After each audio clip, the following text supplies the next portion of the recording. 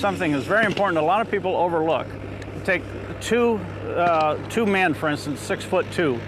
They've got fairly long arms. They got the same length of arms. One of them is very athletic and built heavy through the chest. The other one is very thin.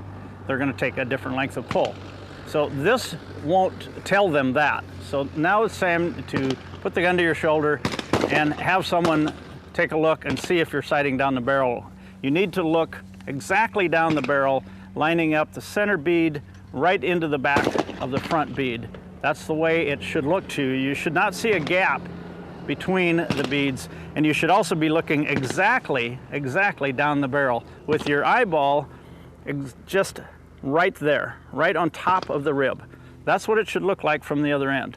Now, if you have somebody check that, and you have somebody look down the barrel, be extremely careful and absolutely sure that there's nothing in that gun. Be absolutely sure. So you mount the gun, look down the barrel, and it should look that way. You should be looking right down that rib, not on the rib from this angle, but down the rib from behind it. If your eye is directly and absolutely perfectly aligned and everything else is comfortable, you've probably got a gun that's pretty close to the right fit. If you don't do that, if you're looking down on the rib or if you're looking into the back of the receiver, you're just not going to be able to hit the target. If you're looking in the back of the receiver and you call for the target, the first thing you're going to do is lift your head up. What happens when you move the back sight up? You shoot high.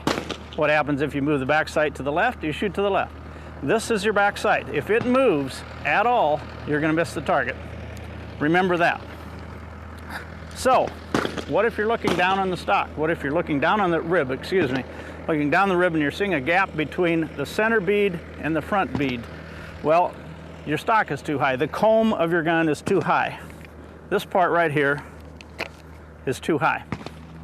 What do you do about that? Well, you can take the professional route and have someone shave it off and make it just right, or you can do the crude way that I do. Take some sandpaper, sand it down until it gets right. This gun has been sanded and refinished, and now the finish is coming off a bit, but it works. The most beautiful gun in the world that doesn't work and doesn't fit is basically worthless. Sell it and get one that fits you. If the gun is too low, if you're looking into the back of the receiver, you can build it up. There's a lot of cheap ways to do that. You can get Dr. Scholl's moleskin pads. Put a nice thin one over, see what it looks like down the barrel. Put another one over it and get it right. Then you can take the gun and get the exact dimensions, get it fitted to you so that it's a nice, pretty, good-looking gun.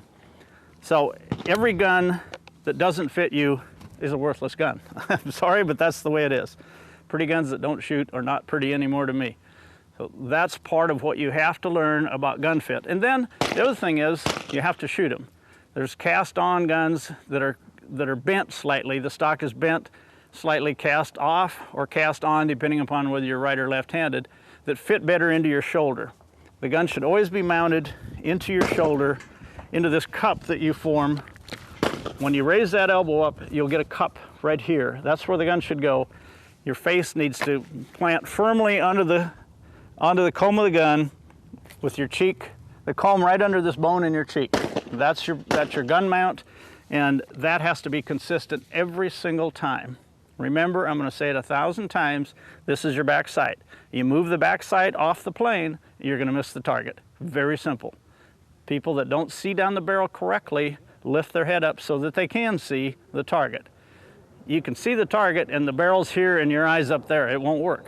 You're going to miss the target. So it is so important. It's like taking shot after shot with a rifle and moving the back sight between shots and expecting to be successful time after time. It will not work. This eye has to be down the barrel all the time, every time, or you miss the target. That's it.